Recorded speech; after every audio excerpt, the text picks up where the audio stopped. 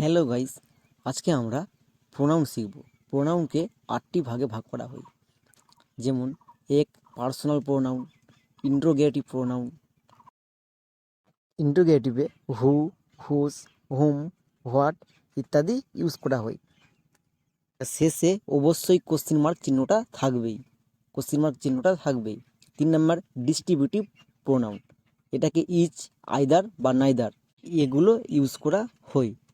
এবার 4 নম্বর demonstrative pronoun, এটাকে দিস, দেয়ার, দ্যাট, দোস ইত্যাদি থাকবে। Relative pronoun who, what, which, that ইত্যাদি ইউজ করা হয় রিলেটিভ প্রোনাউনে। এবার 6 নম্বর রেসিপ্রোকাল প্রোনাউন, ইচ আইদার বা ওয়ান আনাদার ইউজ করা হয়। এবার 7 নম্বর reflexive pronoun, myself, ourself, yourselfs, himselfs, herselfs, ইট সেলফস, যত রকমের সেলফস আছে সব ধরনের ইউজ করা হয়।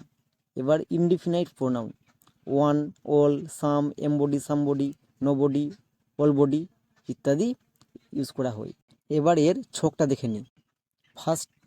ফার্স্টে আই, মাই বা মাইন, মি, উই, আওয়ার বা আওয়ার্স, আস। সেকেন্ডে ইউ, ইয়োর বা ইয়োর্স, ইউ। এবার এর থার্ড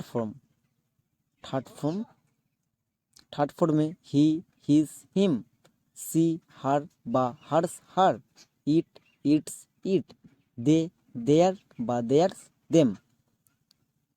এই ছকগুলোকে ভালোভাবে করে মনে রাখো বা স্ক্রিনশট দিয়ে রাখো।